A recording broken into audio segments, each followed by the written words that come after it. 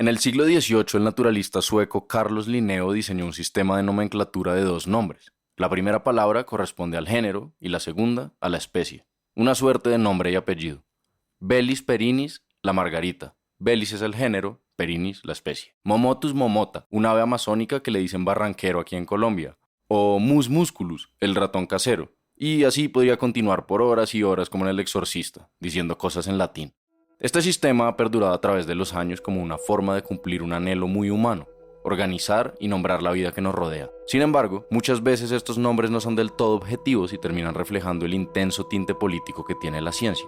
Históricamente, muchos de los nombres que llevan animales y plantas son tributo a personajes que patrocinaron expediciones o a quienes se debían favores, pero que frecuentemente nunca pisaron siquiera los territorios donde se encontró la especie. Sin mencionar que existen especies que han sido nombradas en honor a personas con legados verdaderamente cuestionables. Por poner un ejemplo, Rhincophanes macouni o el Arnoldo de Macoun, un ave nombrada así en tributo a John P. Macoun, que ¿saben quién fue? Un general del ejército confederado que durante la Guerra Civil de Estados Unidos estuvo involucrado en episodios atroces que terminaron con la vida de nativos norteamericanos y que además luchó fervientemente para defender la esclavitud en los Estados Unidos. Y aquí más al sur tampoco nos escapamos. Existe una rana arlequín que se llama científicamente Atelopus farsi. Su nombre hace referencia a uno de los grupos guerrilleros más longevos de Latinoamérica y el mundo que recientemente firmó el acuerdo de paz con el gobierno de Colombia. En todo caso, incluso si no era la intención, al final le hace apología a un grupo que tiene en su historial varios crímenes de lesa humanidad.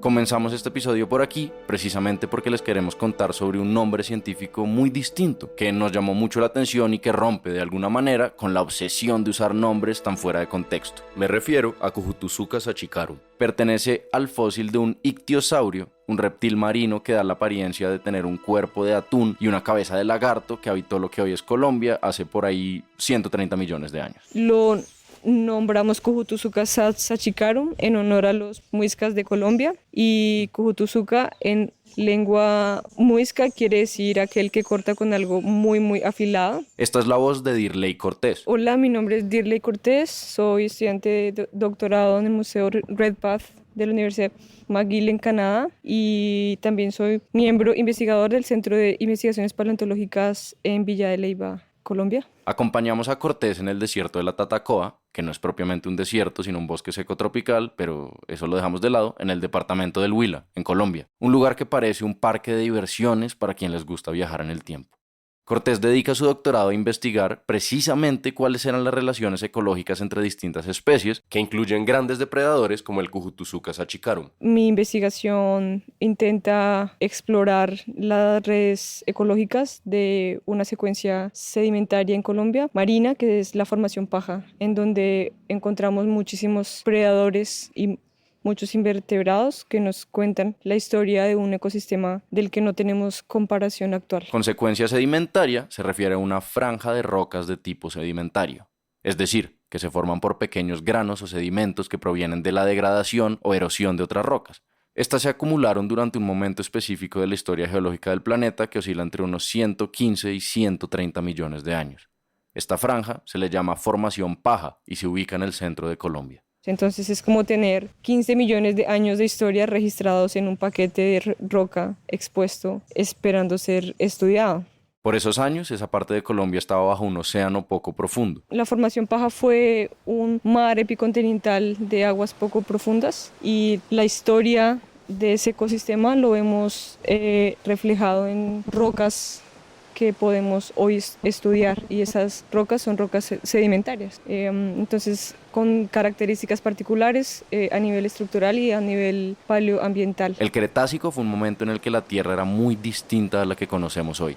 Los dinosaurios dominaban la tierra firme y entre las aguas se movían grandes reptiles marinos, peces, crustáceos, moluscos y tortugas. Y el clima, pues... Por ejemplo, sabemos que el Cretácico era un periodo en la historia en el que el planeta era muy cálido, la temperatura era muy alta y el CO2 también era muy alto, y los continentes eran muy diferentes, tenían una configuración muy diferente a la que conocemos hoy. Y ahí es donde entra el interés de esta investigadora por entender aún más ese pedazo de la historia y conocer qué tan complejos eran los ecosistemas de ese tiempo. Queremos entender la estructura de estos ecosistemas, cómo las especies interactuaban entre sí y cómo se distribuían como los niveles tróficos, y cómo esto podía ayudar a mantener los predadores y sus interacciones. En muy pocas palabras, entender quién se comía a quién. ¿Se ha puesto a pensar cómo sería viajar en el tiempo y conocer a la Tierra de hace cientos de millones de años? ¿Ha imaginado cómo sería caminar al lado de dinosaurios o nadar entre reptiles marinos gigantes? Quizás los hallazgos de esta paleontóloga le den material a sus sueños. Este episodio es hecho gracias al apoyo de una beca otorgada por la Sociedad Paleontológica de los Estados Unidos. Yo soy Ignacio Galán y esto es Shots de Ciencia. Efraín Rincón les cuenta más.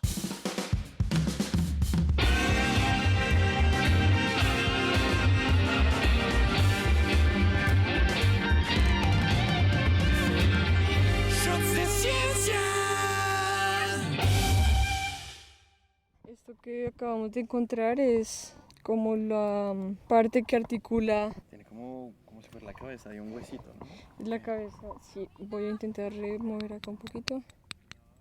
La pasión de Irley por los fósiles arrancó en Villa de Leyva, un municipio en el departamento de Boyacá, de casones de paredes blancas, puertas, balcones y ventanas de color verde. Sus calles empedradas complementan una postal que evoca lo que fue la época de la colonia. Es como si de entrada avisara que en este lugar se puede viajar al pasado. Y siempre tuve desde muy pequeña muchísimo contacto con los fósiles. Mi familia solía colectar fósiles por mucho tiempo y desde pequeña tuve demasiado interés por las rocas y en el colegio recuerdo que para un proyecto final lo que hice fue preparar junto con un grupo de gente un cráneo de un pliosaurio. Un pliosaurio. Otro reptil marino de hace cientos de millones de años con un cuerpo que alcanzaba a superar los 10 metros de largo, un cráneo de gran tamaño, un cuello corto, 4 extremidades y una larga cola. Desde siempre pues colectaba muchas cosas. En Villa de Leyva hacíamos caminatas, encontrábamos amonitas, plantas, pedacitos de hueso de trapos marinos. ¿Pero qué hace Villa de Leyva tan especial en ese sentido? ¿Por qué es una meca de la paleontología? En el tiempo los continentes pues se han separado y unido muchísimas veces y uno de estos ejemplos es la primera vez que se conectan el Pacífico y el Tetis, que sería como el protoatlántico, hace más o menos 130 millones de años. Para ese entonces el supercontinente Pangea se estaba separando. Este movimiento produjo nuevas conexiones como la de un canal que conectaba las aguas de lo que hoy comprende India, Indonesia y el Océano Índico con las del Pacífico de ese entonces. Y en esta conexión, que fue durante la separación del supercontinente Pangea, tenemos un corredor que se llama el corredor hispánico, a través del cual migraban muchísimas especies, digamos, de un lado hacia el otro, y creemos que muchas de las dinámicas que ocurrieron a nivel de competencia y de predación podrían estar registradas en la Formación Paja, en Colombia, que está justo en la mitad de esta conexión. Y Villa de Leyva sería más o menos como la playa del Cretácico en Colombia. Es por esto que encontramos dinosaurios y también encontramos especies mucho más con ciclos de vida completamente en el mar. De ahí nace el interés por entender estas dinámicas ecológicas de estos ecosistemas entre el Tetis y el Pacífico. Por eso, hoy es un proyecto conjunto entre el Centro de Investigaciones Paleontológicas en Villa de Leyva, el Museo Red Path en Canadá y el Museo de Historia Natural en Stuttgart, Alemania. ¿Qué estamos viendo aquí? Bueno, acabamos de encontrar un fósil muy interesante. Este parece ser, está un poco roto, parece ser como parte de la mandíbula de un mamífero. Si alguna vez tienen la oportunidad de caminar al lado de una paleontóloga, háganlo. A diferencia de mis ojos, que solo veían piedras, los de Irley ya están tan afinados que pueden distinguir un fósil a metros de distancia. Y si te das cuenta, tiene como un proceso anterior muy marcado. Entonces seguramente era un adulto. Presenciar el momento en que interactúa con lo que para mí serían simples rocas es muy especial. Esa conexión con los fósiles resulta muy íntima.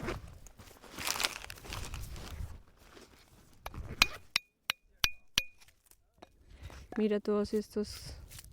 Esto parece craneal. Wow. Sí, cuando tienes como huesos con muchísima ornamentación.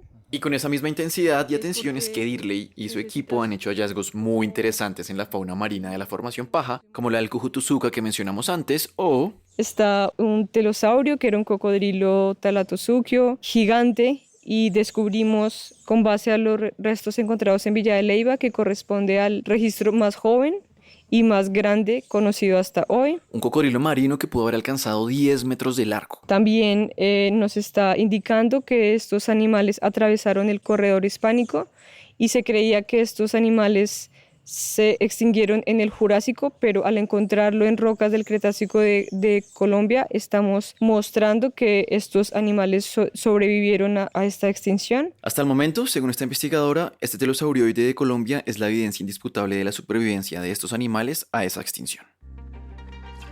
El recorrido que hemos hecho hasta ahora nos vuelve a traer al objetivo de esta investigación: entender los niveles de organización en el ecosistema que se formó en este corredor hispánico entre el mar de Tetis y el Pacífico hace aproximadamente 130 millones de años. Pero ¿cómo pasar de los registros fósiles a construir una red de interacciones entre organismos en ese momento particular del Cretácico? Bueno, ahí es donde encaja la formación paja que ella estudia. Entonces lo que hicimos para esto fue básicamente compilar una base de datos con la información publicada y no de los vertebrados y los invertebrados, y después lo limitamos a un miembro que se llama arcillolitas abigarradas. O sea, una sección en particular dentro de la formación paja que tiene ciertas características en el color y el tamaño del sedimento. Y después establecimos unas reglas ecológicas conservativas, como por ejemplo que el grande se come al más chico y que el tamaño de la mandíbula limitaría lo que puedes comerte.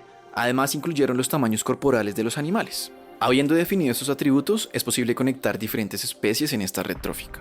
Por ejemplo, que en la base esté el fitoplancton y pequeños invertebrados. En la mitad, organismos como las amonitas, un tipo de moluscos que se alimentarían de este fitoplancton, y en el tope, los depredadores. En total encontramos más o menos 74 especies con 977 conexiones. Entonces, esta es la primera red de alimentación de la formación paja. Es una de las primeras conocidas para Mesozoico y esta es la red que obtuvimos con los datos crudos. Para que se hagan una idea, este tipo de redes distribuye a los organismos en niveles, que básicamente sería su posición en la cadena alimenticia. En el nivel 1 estarían los productores de alimento, como una planta, por ejemplo. En el siguiente, quienes se comen a sus productores, y así hasta llegar a los topes, donde estarían los depredadores. Entonces, por ejemplo, acá tenemos a los cangrejos en la base, que tienen un nivel trófico de 3.5, tenemos a las amonitas en 4, a las tortugas de Desmatoquilis y Leibaquilis 4.7, el único tiburón que se conoce de la formación, que es Protolanma, casi un 5, los peces son un 5, Cujutuzuca sería un 5.4 y los superdepredadores estarían alrededor de 6, como Monquirasaurus y Sachicasaurus. Al comparar esta red de la formación paja con la del Caribe actual, que hoy es muy bien estudiada, se dieron cuenta de que la de la formación paja es más compleja, como lo pudieron evidenciar usando los tamaños corporales de ambas redes. Cuando ponemos encima la fauna de la formación paja, nos damos cuenta de que hay una disparidad enorme. Entonces los tamaños corporales de lo que encontramos en la formación paja pues son gigantes comparado con el Caribe. Esto hace a la formación paja un ecosistema diverso, complejo y con más niveles tróficos que cualquier otro ecosistema extinto o que todavía existe, según Dirley. Lo cierto es que este tipo de ejercicios son tremendamente importantes para cruzar información paleontológica con la ecología y la biodiversidad. Sin embargo, todavía hay mucho por descubrir e investigar. La idea es poder usar más registros fósiles para entender con mayor resolución estas redes en el tiempo. Y cómo se comportaban estas redes en un periodo en la historia que las condiciones climáticas eran muy diferentes. Pero parece que nos estamos acercando a esas condiciones, así que sería muy interesante poder entender qué pasaba. Y otra cosa que puedes hacer que los paleontólogos y paleontólogas hacemos en campo es hacer esto. Te pones la lengua sobre la roca y tú sientes como que hay unas burbujitas en tu lengua. Y si tú haces esto, quiere decir que hay unos pequeños poros. Si lo haces con una roca, es como que la lengua se pega en el corte. Y esto indica que es un fósil, mientras que si lo haces con una roca convencional eso no pasa. ¿Quieres intentar? Sí, vamos a hacerlo. El trabajo de Dirley es inspirador. Ella ha logrado sacarle provecho a las historias que guarda la tierra para poder contarlas. Esa tierra que por mucho tiempo fue la parte de atrás de su casa y hoy es su área de trabajo. Yo no me veo haciendo como otra cosa. Siento que no se siente como un empleo convencional. Es más bien como muchas ganas de de aprender, descubrir, como explorar, hacer preguntas. Entre más tengo la oportunidad de ir al campo, conocer gente, tener conversaciones sobre la historia de nuestro planeta, pues más puedo hacerme preguntas e intentar hacer pequeños proyectos que nos ayuden a intentar resolverlas, como sobre la biodiversidad, sobre cómo llegamos a donde estamos y básicamente cómo el planeta ha cambiado en el tiempo. No se pierda el siguiente episodio de esta serie. En él, Elena Stiles, una paleobotánica colombiana, conversará con Dirley sobre su experiencia y reflexiones siendo mujer latinoamericana en la paleontología. Yo soy Efraín Rincón. Este episodio fue gracias a una beca entregada por la Sociedad Paleontológica de Estados Unidos. Si le gusta lo que hacemos, puede compartir este episodio y apoyarnos a través de Patreon o de Mercado Pago. Los enlaces los encuentra en la descripción. Nos vemos en la próxima.